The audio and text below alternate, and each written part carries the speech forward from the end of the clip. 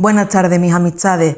Bienvenidos un día más como la que hizo un vídeo ayer. Llevo un siglo sin subir vídeo, lo sé. Os pido disculpas, pero ustedes sabéis cómo va la vida, la de cosas que pasan y la de teje-maneje que tiene una de por medio. Pero bueno, he sacado un ratito para hablar con ustedes, para darle un poquillo de vidilla al perfil.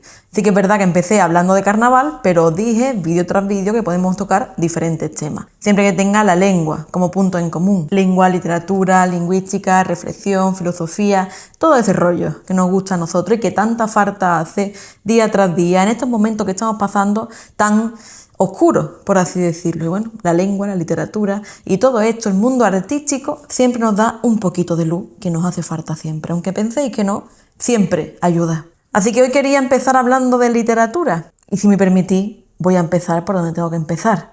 Por el Quijote. Que ustedes diréis, el Quijote, qué cliché, qué pesa, que no sé qué. No. Vamos a mirarlo de otra perspectiva y primero que nada voy a contar por qué he elegido el Quijote para abrir esta sección de literatura, por así decirlo. Empezar diciendo que 400 años después seguimos pronunciando la palabra quijotesco para hablar de una persona idealista, por ejemplo. Seguimos viendo molinos donde quizá alguien ha colocado gigante. Y seguimos utilizando a Don Quijote y a Sancho para explicar dos maneras aparentemente opuestas de caminar por el mundo.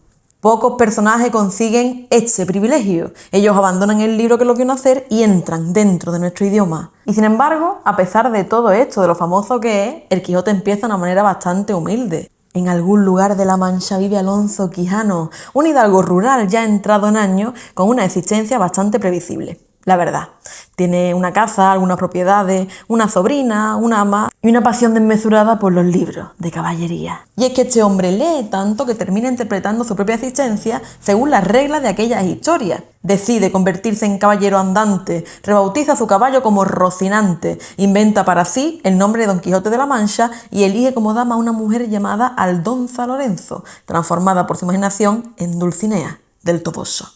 Dicho así, la verdad que parece la historia de un hombre que pierde el juicio, que no está muy bueno de la cabeza.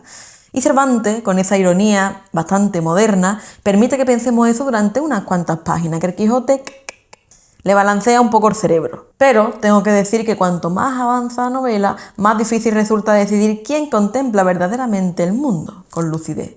Spoiler alert, para que no haya leído el Quijote.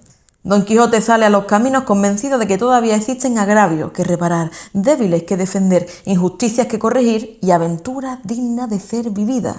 El mundo que encuentra, la verdad que tiene otros planes, no es tal como él lo imaginó. Hay venta, caminos polvorientos, campesinos, comerciantes, prostitutas, curas, barberos, duques, galeotes, criados.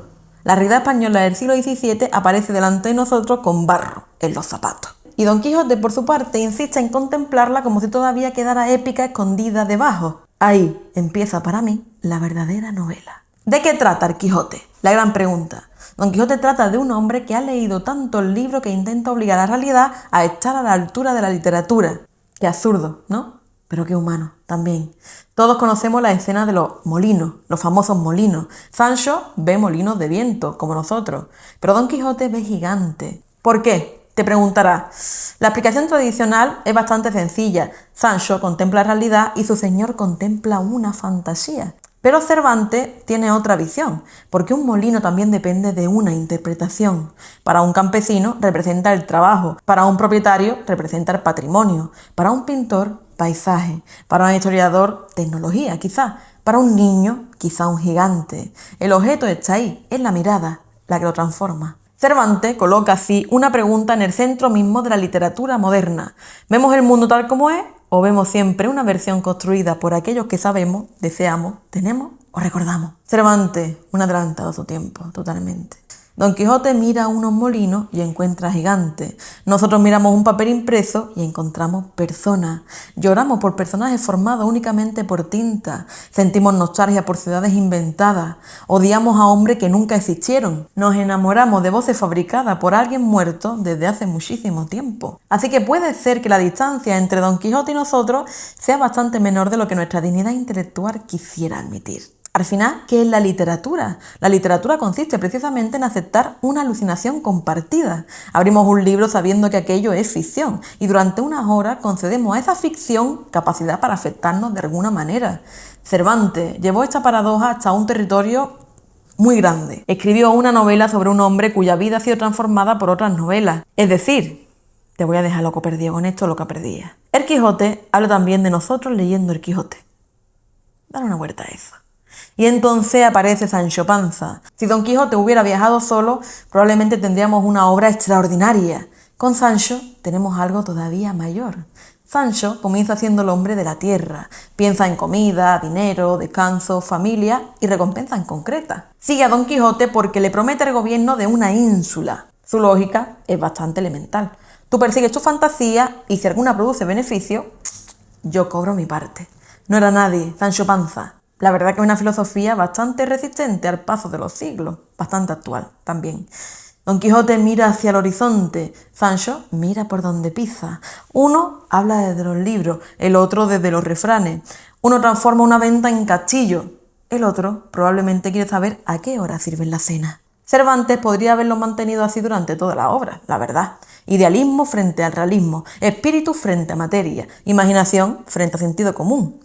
Pero no se queda ahí, porque los deja conversar durante cientos de páginas y la conversación empieza a transformarlos a ellos también. Sancho, por una parte, comienza a adquirir algo de la imaginación de Don Quijote. Don Quijote empieza a necesitar la mirada práctica de Sancho. Cada uno invade lentamente el territorio del otro. A este proceso se le ha llamado muchas veces la quijotización de Sancho y la sanchificación de Don Quijote, una cosa que a mí me encanta. Una de las representaciones más bonitas de la amistad que ha producido la literatura, a mi parecer. Porque querer a alguien, además de todo lo típico que sabemos, es también permitir que su manera de mirar el mundo contamine un poco la nuestra. Su manera de vivir, de caminar, de mirar. Después de viajar juntos, ninguno puede regresar intacto. Es como un viaje a Ítaca que se marcan los dos. Y esa es una definición bastante precisa del amor en cualquiera de sus formas. Dos personas que empiezan hablando idiomas distintos y terminan construyendo un dialecto que únicamente existe entre ellas. Cervantes además lo hace con humor. A veces olvidamos ese detalle porque hemos colocado al Quijote sobre un pedestal tan alto que casi necesitamos una escalera para acercarnos, o eso nos han hecho creer. Lo convertimos en un monumento nacional, materia de examen, importante, símbolo del castellano, fotografía solemne en los libros de texto. Pobre Cervantes, la verdad. Escribió una obra bastante divertida y nosotros respondimos incluyéndola en el temario. Tenemos golpes, equívocos, discusiones, situaciones grotescas, refranes deformados y personajes que hablan demasiado. El cuerpo de Don Quijote recibe una cantidad considerable de literatura aplicada directamente sobre las costillas y sin embargo la risa cervantina tiene una cualidad bastante particular, por ponerle un adjetivo. Primero nos reímos de Don Quijote, después empezamos a reírnos con él y finalmente, algunas veces, descubrimos que Cervantes estaba riendo de nosotros desde el principio. Ese desplazamiento es fundamental. El supuesto loco empieza a pronunciar discursos con una lucidez extraordinaria. Habla de libertad, justicia, dignidad, gobierno, literatura y quienes parecen representar la cordura empiezan a comportarse con una crueldad difícil de justificar. Esto alcanza una intensidad especial en la segunda parte publicada en 1615. Aquí Cervantes nos demuestra que los personajes han leído la primera parte de Don Quijote. Don Quijote se convierte en una celebridad dentro de su propia ficción. Entra en lugares donde ya saben quién es. Hay personas que conocen sus aventuras y empiezan a preparar escenarios para divertirse a su costa, para reírse de él. La realidad aprende de la ficción. Al principio Don Quijote imaginaba el mundo, pero ahora el mundo empieza a fabricar fantasía para Don Quijote. Los duques, por ejemplo, conocen su locura y organizan elaboradas burlas para alimentarla. Tienen dinero, posición social y pleno conocimiento de lo que están haciendo. Don Quijote, en cambio, cree sinceramente en aquello que contempla. Entonces llegamos al punto en el que nos preguntamos ¿quién está más loco? ¿El hombre que confunde una ficción con la realidad o las personas cuerdas que utilizan esa ficción para humillarlo? Cervantes empieza a desplazar la dignidad. El loco puede equivocarse sobre la naturaleza de las cosas y conservar una profunda nobleza moral. El cuerdo puede reconocer perfectamente la realidad y utilizarla con una crueldad impecablemente racional. Ahí el Quijote deja de ser una simple parodia de los libros de caballería y se convierte en una reflexión sobre la diferencia entre la lucidez intelectual y la dignidad humana. Nos demuestra que comprender cómo funciona el mundo nunca garantiza actuar bien dentro de él. Hay personas capaces de identificar todos los molinos y comportarse como gigantes. Don Quijote comete también errores graves, tampoco es perfecto. Su idealismo tiene consecuencias. Interviene en situaciones que comprende mal, libera a los galeotes esperando gratitud y recibe pedrada. Intenta ayudar a Andrés, un muchacho castigado por su amo, y su intervención termina empeorando la situación del muchacho.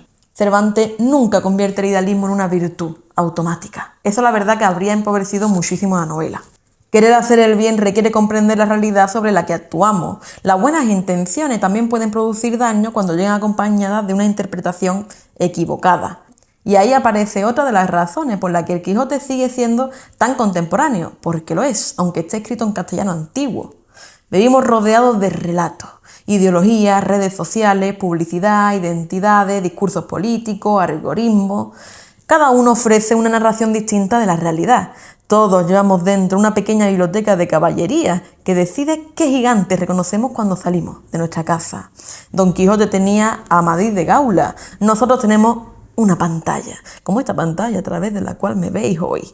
La tecnología, la verdad, que ha cambiado bastante. La condición humana conserva cierta fidelidad a sus clásicos. También está Dulcinea, y Dulcinea me parece uno de los personajes más importantes precisamente porque prácticamente existe a través de la palabra de Don Quijote. Aldonza Lorenzo pertenece al mundo cotidiano. Es Don Quijote quien la transforma en Dulcinea porque necesita que su aventura posea una dama digna de ella. Podemos leerlo como un delirio, pero también podemos leerlo como una pregunta sobre el amor.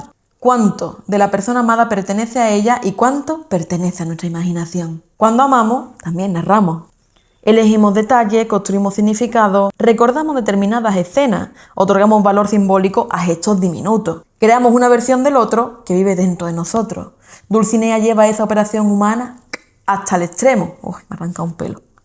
Don Quijote ama también aquello que ha sido capaz de imaginar, y toda esa pasión quizás contiene una pequeña cantidad de literatura. Hay otra palabra fundamental dentro de la novela: libertad. Don Quijote puede estar equivocado acerca de muchísimas cosas, pero tiene una obsesión casi feroz por vivir según el sentido que ha elegido para su existencia. Hay una frase bastante famosa dirigida a Sancho que dice: la libertad, Sancho, es uno de los más preciosos dones que a los hombres dieron los cielos. Esa idea está en toda la obra, porque Don Quijote pierde batalla, recibe golpe, es ridiculizado, engañado y finalmente derrotado. Animalito de Dios, le pasa de todo. Pero durante gran parte del viaje conserva la capacidad de decidir quién quiere ser. Alonso Quijano recibió una identidad. Don Quijote se inventó otra, porque le dio la gana. Y ahí tenemos otra pregunta que a mi gusto es bastante moderna. ¿Cuánto de nuestra identidad heredamos y cuánto podemos escribir? Recibimos un nombre, una familia, una lengua, un lugar de nacimiento, una época, un cuerpo, determinadas circunstancias. Pero después pasamos la vida intentando redactar algo con ese material. Don Quijote es verdad que lleva ese gesto hasta el límite porque se cambia de nombre, bautiza su caballo, inventa a su dama. Elige su misión, convierte la Mancha en territorio épico, se escribe a sí mismo. Pero yo realmente creo que todos hacemos algo parecido con menos armadura. Nos contamos quiénes somos para conseguir seguir siendo alguien. Y entonces llega el final. Mira, qué rapidito. ¿Quién diría que es tan largo? Don Quijote vuelve a su casa, recupera la cordura, vuelve a llamarse Alonso Quijano, reniega de los libros de caballería y muere. Uno de los finales más devastadores de la literatura, a mi parecer. Durante toda la novela el mundo intenta curarlo y finalmente lo consigue. Y es justo entonces cuando lo perdemos.